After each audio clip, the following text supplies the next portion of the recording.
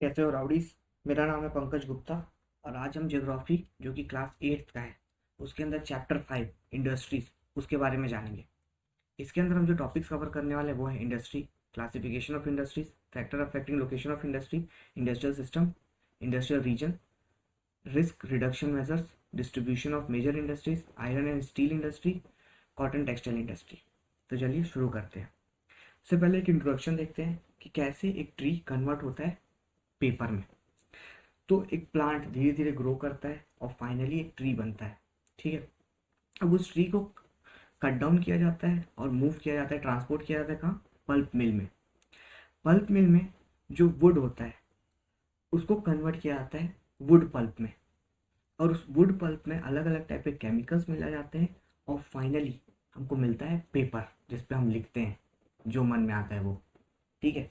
तो यहाँ पे शॉर्ट एक्सप्लेनेशन ये है कि जो ट्री था वो हमारा रॉ मटेरियल था, और बीच में जो कन्वर्ट करने के लिए जो प्रोसेस यूज़ की उसको हम प्रोसेस टर्म बोलते हैं, और लास्ट में जो हमको फाइनल गुड मिलता है उसको आउटपुट बोलते हैं। तो चलिए जानते हैं इंडस्ट्री होता क्या है। इंडस्ट्री एक इकोनॉमिक एक्टिविटी है, मतलब कि जिससे हम इनकम जनरेट करते हैं उस एक्टिविटी को क्या बोलते हैं? Economic activity. जो फोकस करता है प्रोडक्शन ऑफ गुड्स के ऊपर, एक्सट्रैक्शन ऑफ मिनरल्स के ऊपर, या फिर सर्विस प्रोवाइडिंग के ऊपर। ठीक है।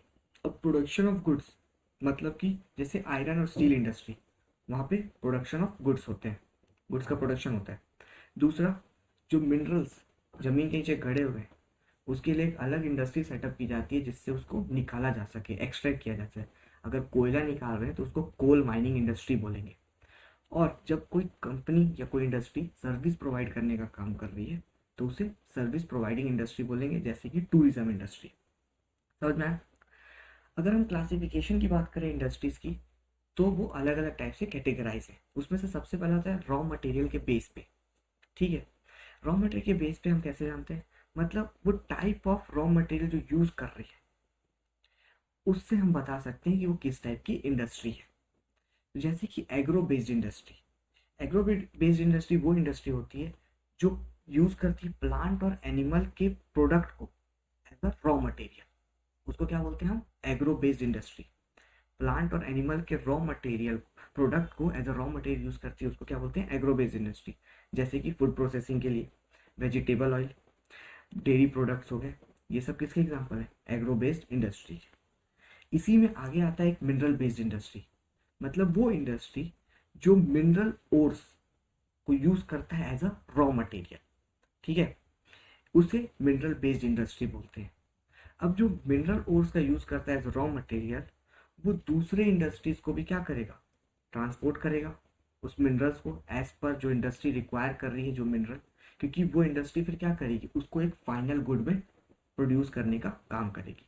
तो सिंपल सा बात यह है कि जो इंडस्ट्री मिनरल ओर्स को as a raw material use करती है उसको मिनरल बेस्ड इंडस्ट्री बोलते हैं, क्योंकि इससे जो आगे रॉ मटेरियल से जो आगे काम हो सकता है वो हो सकता है हैवी मशीनरीज का मैन्युफैक्चरिंग करना, या फिर बड़े बड़े बिल्डिंग्स के मटेरियल्स बनाना। चीज़ें क्लियर हो गया? मिनरल बेस्ड इंडस्ट्री किसको बोलते हैं? वो इंडस्ट्री जिसमें मिनरल ओर्स को यूज किया जाता है एज अ रॉ मटेरियल। और एग्रो बेस्ड इंडस्ट्री में क्या होता है? जिसमें प्लांट और एनिमल्स के प्रोडक्ट को यूज किया जाता है एज अ रॉ मटेरियल। ठीक है। अब उसके बाद आता है मेराइन बेस्ड, इसी के अंदर में रॉ मटेरियल के अंदर में। मेराइन बेस्ड में क्या होगा? प्रोडक्ट यूज करेंगे सी या फिर ओशियन के एज अ रॉ मटेरियल। ठीक है। जैसे कि sea foods, manufacturing of fish oil. मतलब यहाँ पे हम यूज कर रहे हैं प्रोडक्ट जो कि सी और ओशियन से मिलने वाला है एज अ रॉ मटेरियल, उसको मेराइन बेस्ड इंडस्ट्री बोलते हैं। दूसरा होता है फॉरेस्ट बेस्ड इंडस्ट्री, जो यूटिलाइज करती है फॉरेस्ट के प्रोडक्ट्स को एज अ रॉ मटेरियल। अब फॉरेस्ट में क्या क्या मिलता है भैया? दवाइयाँ मिल सकती है ना, जो हर्ब्स जिससे हम दवाइयाँ बना सकें वो हर्ब्स मिल सकती हैं। पेपर बनाने के लिए पेड़ मिल जाएगा। फर्नीचर, बिल्डिंग, ये सब का यूज़ करती हैं। तो उसे हम किस टाइप की इंडस्ट्री बोलते हैं? फॉरेस्ट बेस्ड इंडस्ट्री, जो यूज़ करती है फॉरेस्ट को एज अ रॉ मटेरियल, उसके प्रोडक्ट को एज अ रॉ मटेरियल। ठीक। अब आगे चलते हैं साइज के बेस पे क्लासिफिकेशन। पहला था रॉ मटेरियल के बेस पे, दूसरा है साइज के बेस पे। साइज के बेस पे हम जनरली इसको डिस्क्राइब करते हैं कैपिटल, इन्वेस्टमेंट जो लगने वाला है, नंबर ऑफ पीपल्स जो एम्प्लॉयड हैं, या फिर वॉल्यूम कितने में वो प्रोडक्शन कर रही है। अगर उसमें बात करूँ, सबसे पहला होता है कॉटेज इंडस्ट्री।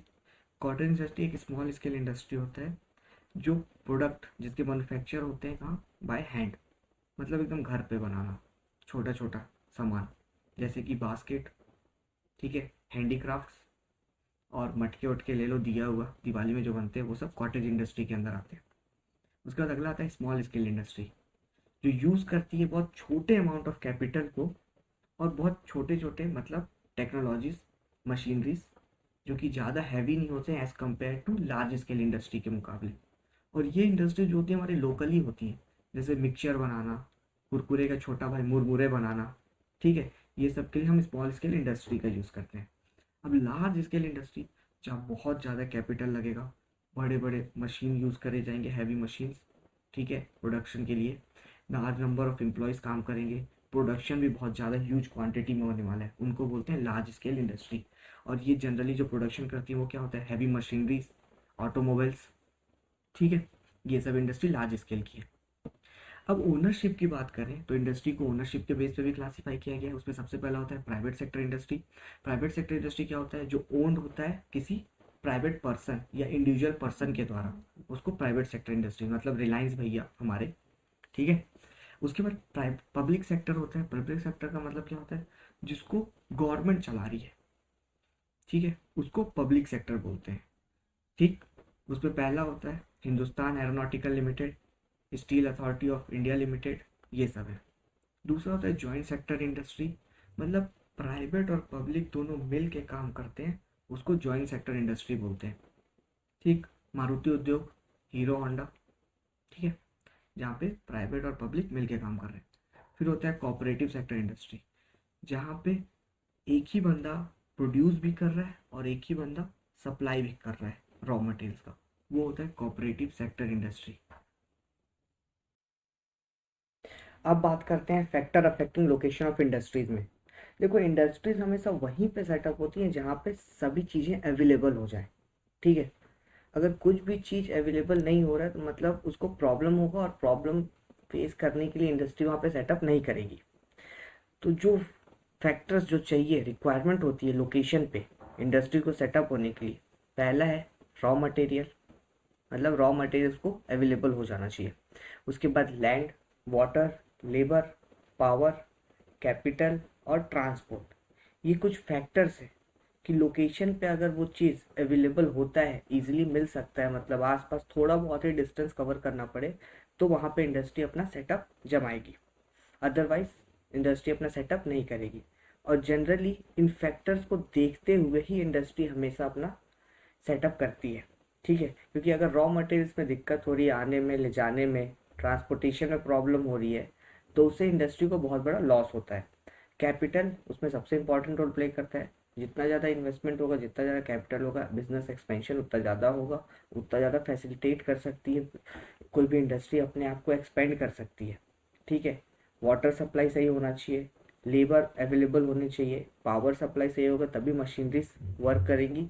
तो ये फैक्टर्स बहुत ही की रोल प्ले करते हैं किसी भी इंडस्ट्री के लिए, और इंडस्ट्रीज हमेशा वहीं पे सिचुएट होती हैं जहाँ पे ये फैक्टर्स इजीली अवेलेबल हो, ठीक है।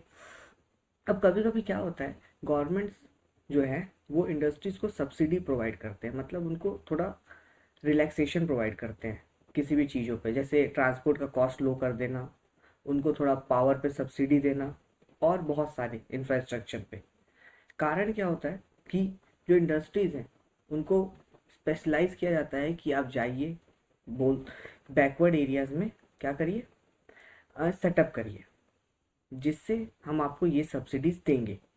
तो इंडस्ट्रीज़ क्या होता है, वो बैकवर्ड एरियाज में जाकर अपने आप को सेटअप करती हैं। अब बैकवर्ड एरियाज में जनरली प्रॉब्लम्स रहती हैं, बट गवर्नमेंट का यहाँ पे प्रॉफिट ये होता है कि इंडस्ट्रीज जब बैकवर्ड एरिया में सेटअप होती हैं तो जो डेवलपमेंट और ग्रोथ है उस एरिया का बढ़ जाता है, मतलब वहाँ अलग अलग टाइप की अपॉर्चुनिटीज़ आने लगती हैं। जैसे सबसे पहला, जॉब एम्प्लॉयमेंट जनरेशन होने लगता है, ठीक है, इंफ्रास्ट्रक्चर डेवलपमेंट होने लगता है, और वो सिटी और टाउन में धीरे धीरे कन्वर्ट होने लगता है, वहाँ मतलब वहाँ का स्टैंडर्ड ऑफ लिविंग धीरे धीरे बढ़ने लगता है। तो इसीलिए हमेशा की रोल प्ले करता है कोई भी इंडस्ट्री कहीं पे भी सेटअप होने के बाद इंफ्रास्ट्रक्चर डेवलपमेंट में। और उसके लिए सबसे इम्पॉर्टेंट चीज़ें हैं ये फैक्टर्स, जिसमें raw material, land, water, labour, power, capital और ट्रांसपोर्ट की रोल प्ले करते हैं। अब बात करते हैं इंडस्ट्रियल सिस्टम की। तो इंडस्ट्रियल सिस्टम काम कैसे करता है भैया? जैसे शुरू में हमने देखा था ना, पेपर का एग्जाम्पल, कैसे फाइनल प्रोडक्ट निकलता है पेपर, सेम उसी स्टेजेस को फॉलो करता है हमारा इंडस्ट्रियल सिस्टम, जिसमें सबसे पहला होता है इनपुट, प्रोसेस और आउटपुट। इनपुट में क्या क्या आएगा? वो कच्चे सामान जिसको हम यूज करके रॉ फाइनल मटेरियल बनाएंगे। तो कच्चे सामान क्या? Raw materials. जो डालेगा वो लेबर, फिर उसके बाद cost of land, transport, power और अलग अलग टाइप के इंफ्रास्ट्रक्चर, वो इनपुट है। अब जब इनपुट और आउटपुट मतलब फाइनल प्रोडक्ट, उन दोनों को कन्वर्ट करने के टाइम पे जो एक्टिविटीज़ फॉलो होती हैं, मतलब जो एक्टिविटीज़ होती हैं जब रॉ मटेरियल जो कि है इनपुट, उसको कन्वर्ट करते हैं फाइनल प्रोडक्ट में, उसको हम प्रोसेस बोलते हैं। ठीक है। अब जो फाइनल प्रोडक्ट निकल के बाहर आया, जो एंड प्रोडक्ट जिसको हम आउटपुट बोलते हैं, उसको हम इनकम जनरेट करने के लिए यूज़ करते हैं। तो ओवरऑल क्या है? इनपुट का मतलब मटेरियल तैयार किया गया जो फाइनल प्रोडक्ट निकालना है उसके लिए, जैसे raw material, labour, cost of land, transport, power. उसके साथ एक एक्टिविटीज़ परफॉर्म की गई उस रॉ मटेरियल को कन्वर्ट करने के लिए फाइनल गुड्स में, तो उस एक्टिविटी को हम प्रोसेस बोलते हैं। और जो फाइनल प्रोडक्ट, एंड प्रोडक्ट निकल के आता है, उसको हम आउटपुट बोलते हैं, जिसको हम इनकम अर्न करने के लिए सेल करते हैं। अब इंडस्ट्रियल रीजन की बात करते हैं, मतलब लोकेशंस, कहाँ कहाँ पर कैसे। तो इंडस्ट्रियल जो रीजन्स होती हैं वो जनरली एक ही जगह पे सब अपनी इंडस्ट्रीज खोलना पसंद करते हैं। जो लोकेशंस होती है ना इंडस्ट्रीज की, वो क्लोज होती है, मतलब एक दूसरे से एकदम सटी हुई होती है इंडस्ट्रीज। कारण क्या होता है? जिससे वो आराम से जो भी प्रोडक्ट रिक्वायर्ड है वो इजीली अवेलेबल करा सके किसी और इंडस्ट्रीज से। ठीक है। जैसे हम लोग के घर के आसपास जो पड़ोसी होते हैं ना, वैसे ही उनके भी बहुत आसपास में सभी इंडस्ट्रीज इंडस्ट्रीज पड़ोसी पड़ोसी होते रहते हैं। शेयरिंग इज केयरिंग वाला फंडा यूज करते हैं वो। कुछ मेजर इंडस्ट्रीज हैं पूरे वर्ल्ड में, रीजन जहाँ पे बहुत बड़े बड़े इंडस्ट्रीज स्टैब्लिश लोकेटेड हैं। सबसे पहला है eastern North America, western and central Europe, फिर eastern Europe and eastern Asia. ये वर्ल्ड के रीजन्स हैं जहाँ पे बहुत बड़े बड़े इंडस्ट्रीज लोकेटेड हैं। अब लोकेशन जनरली इंडस्ट्री की होती कहाँ पे इंडस्ट्रीज सेटअप की जाती है? तो वो होता है नियर सी पोर्ट या फिर नियर कोल फील्ड। सी पोर्ट के पास करने का कारण क्या होता है भैया? ट्रेड इजी हो जाता है, एक्सपोर्ट इंपोर्ट इजी हो जाता है, क्योंकि पानी जो है पूरी दुनिया को जोड़ता है ना एक दूसरे से। अब कोल फील्ड की बात करें तो पावर, सोर्स ऑफ एनर्जी बहुत इजीली अवेलेबल हो जाता है इंडस्ट्री को चलाने के लिए, जो एक की है। समझ में आया? इसीलिए जनरली जो लोकेशंस होती हैं वो सी पोर्ट के किनारे या फिर कोल फील्ड के किनारे होती हैं। आगे चलते हैं, इंडिया में जो इंडस्ट्रियल रीजन्स है, सबसे ज़्यादा इंडस्ट्रीज किस जगह पे है? उसमें सबसे पहला आता है मायानगरी, मुंबई, पुणे, बेंगलोर तमिलनाडु, अहमदाबाद बड़ौदा, ठीक है, छोटा नागपुर इंडस्ट्रियल बेल्ट, विशाखापट्टनम, दिल्ली मेरठ। ठीक है, ये सब जगह पे इंडिया में इंडस्ट्रीज बहुत ज़्यादा लगी हुई हैं। ठीक है, और डेवलप्ड सिटीज़ भी हैं भैया। अब बात करते हैं, देखो इंडस्ट्रीज लग रही हैं तो एनवायरनमेंट में तो फ़र्क पड़ेगा ही, साथ में लोगों पर भी फ़र्क पड़ता है, क्योंकि जो प्रोसेस करते टाइम जो गैस निकलते हैं एटमॉस्फेयर पे जाते हैं, उसके साइड इफ़ेक्ट्स भी बहुत हैं। तो कैसे उस रिस्क को कम किया जा सकता है, रिड्यूस किया जा सकता है, कुछ मेजरमेंट्स लेकर के। तो सबसे पहली चीज़ ये है कि जहाँ पे सबसे ज़्यादा पॉपुलेशन होती है उससे बहुत दूर में इंडस्ट्री को सेटअप करना चाहिए। ठीक है, जिससे वो जो डेंस पॉपुलेटेड एरियाज हैं उन पे फ़र्क ना पड़े। दूसरी चीज़, जो लोग भी इंडस्ट्री के अंदर काम कर रहे हैं उन सबको पता होना चाहिए कि जो टॉक्सिक आइटम्स हैं, जो हेल्थ के लिए पॉइजनस का काम करती हैं, ख़राब होती हैं, वो कहाँ पे स्टोर्ड हैं, जिससे एक्सीडेंट होने का जो खतरा होता है वो कम हो जाता है। ठीक है, और इंडस्ट्री थोड़ा अपग्रेडेड होनी चाहिए, जहाँ पे फायर वार्निंग, फाइटिंग सिस्टम ये सब लगा रहना चाहिए, इम्प्रूव रहना चाहिए। अब इंडस्ट्री को जो लेटेस्ट टेक्नोलॉजी का यूज़ करना चाहिए और प्रॉपर यूटिलाइज करना चाहिए रिसोर्सेज का, जिससे जो एनवायरनमेंट में जो पॉल्यूशन है वो कम फैले, ठीक है, जिसके लिए उनको इम्प्रूवमेंट करनी चाहिए। आखिरी बात करूँ तो स्टोरेज, जो हैजार्डियस डिस ख़राब चीज़ें होती हैं, टॉक्सिक आइटम्स होते हैं, जो ज़रूरी होता है, इंडस्ट्री को चाहिए रहता है कभी कभार, ठीक है, उन सब का स्टोरेज जो है बहुत लिमिटेड क्वांटिटी में करना चाहिए, ठीक है। तो रिड्यूसिंग रिस्क मेजर में क्या क्या है? सबसे पहला, जो highly populated densely populated residential areas हैं उनसे दूर में इंडस्ट्री ओपन करनी चाहिए, ठीक है।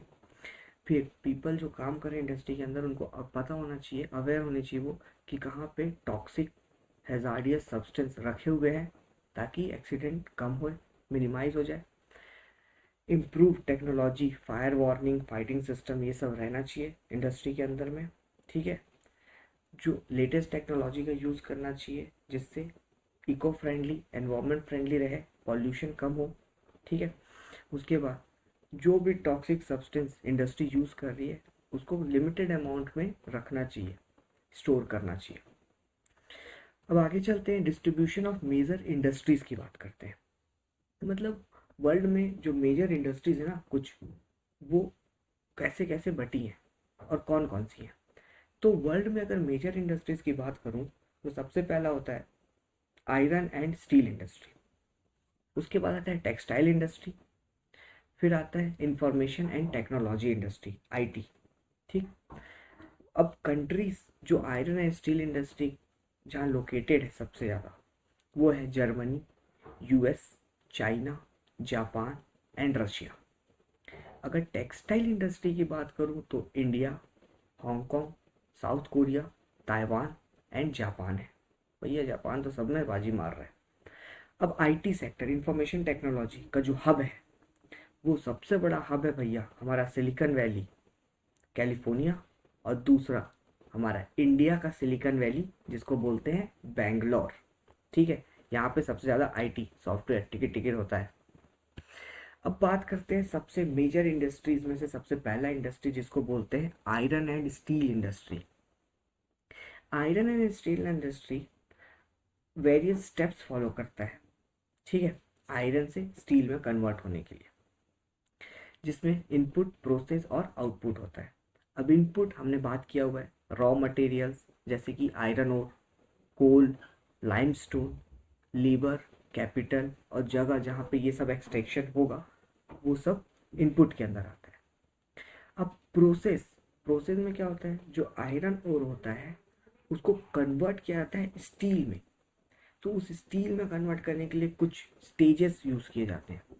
सबसे पहले जो रॉ मटेरियल होता है उसको एक ब्लास्ट फर्नेस में डाला जाता है, जहाँ पे वो स्मेल्टिंग होती है, ठीक है। और स्मेल्टिंग होने के बाद रिफाइन होता है, और रिफाइन होने के बाद हमको एक आउटपुट मिलता है जिसको हम स्टील बोलते हैं और यूज़ करते हैं अदर इंडस्ट्रीज में एज अ रॉ मटेरियल। समझ में आया? पहले जो रॉ मटेरियल, इनपुट मतलब रॉ मटेरियल जैसे कि आयरन और कोल, लाइमस्टोन, लेबर, कैपिटल, ये सब का यूज़ किया जाता है। फिर उसको प्रोसेस यानी कन्वर्ट किया जाता है आयरन और को स्टील में, जिसमें रॉ मटेरियल को हम ब्लास्ट फर्नेस में स्मेल्टिंग कराते हैं और रिफाइन करते हैं, और रिफाइन करने के बाद जो आउटपुट मिलता है उसको हम बोलते हैं, क्या बोलते हैं, स्टील, जिसको हम यूज़ करते हैं as a raw material. Smelting होता क्या है? देखो, जब मेटल को एक्सट्रैक्ट किया जाता है उसके ओर से, ठीक है, मेटल को एक्सट्रैक्ट किया जाता है उसके ओर से, तो हीट किया जाता है, और जो हीटिंग होती है वो बियॉन्ड मेल्टिंग पॉइंट होती है, बहुत ज़्यादा होता है, ठीक है। मतलब प्रोसेस जिसमें मेटल को अलग किया जाता है ओर से हीट करके, लेकिन जो हीटिंग होता है, जो ताप होती है, वो मेल्टिंग पॉइंट से भी बहुत ज़्यादा होती है, उसी को स्मेल्टिंग बोलते हैं। अब जैसे ही स्टील बनता है, जो स्टील होता है वो टफ होता है, ईजिली शेप किया जा सकता है, उसको कट किया जा सकता है या फिर कोई भी वायर में कन्वर्ट किया जा सकता है, ठीक है।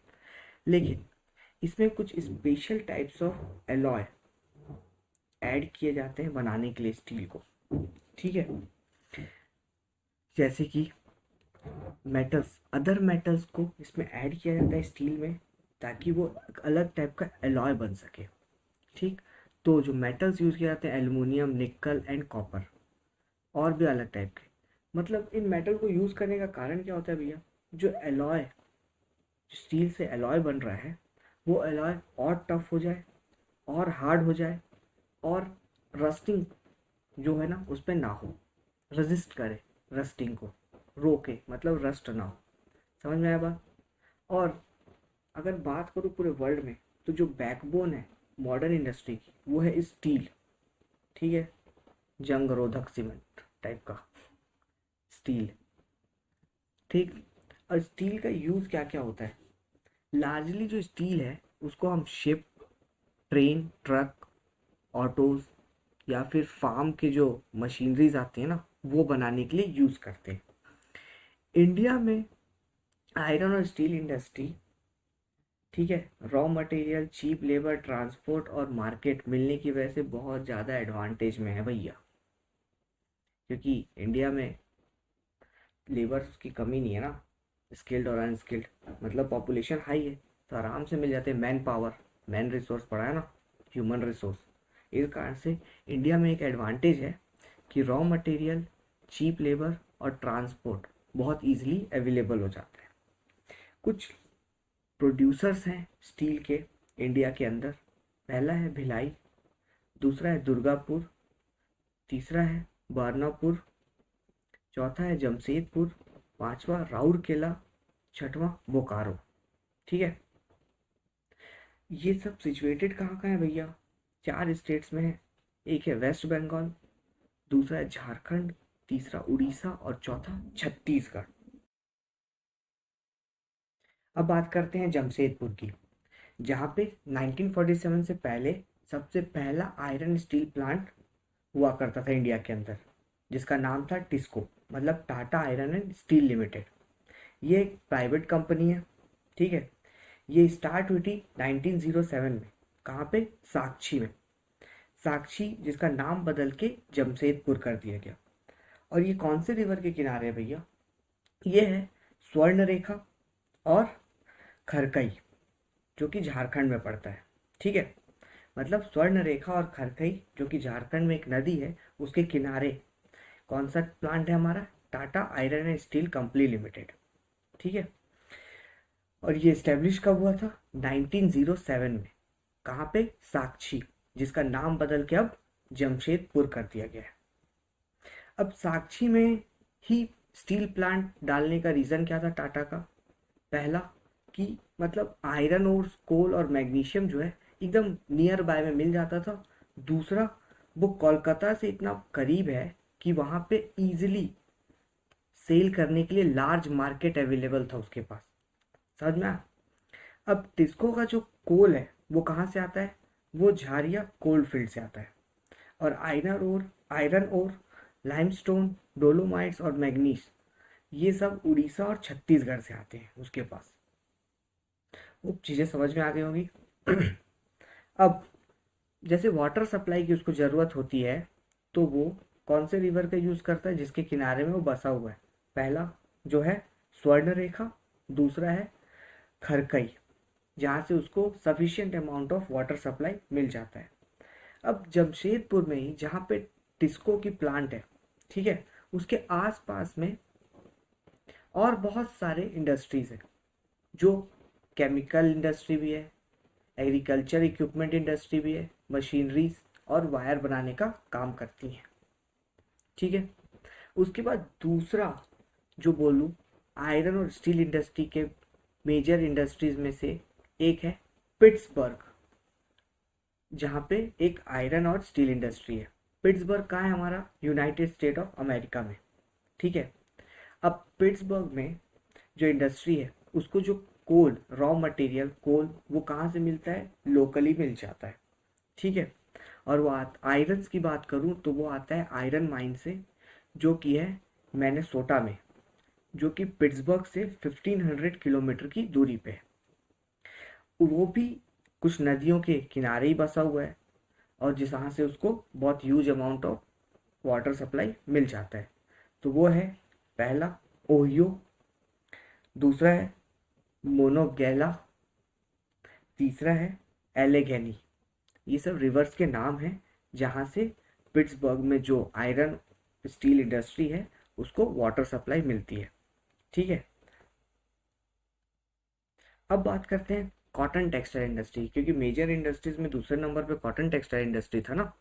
तो कॉटन टेक्सटाइल इंडस्ट्री, देखो पुराने टाइम पे क्या होता था, क्लोथ को वेविंग यार्न से किया जाता था।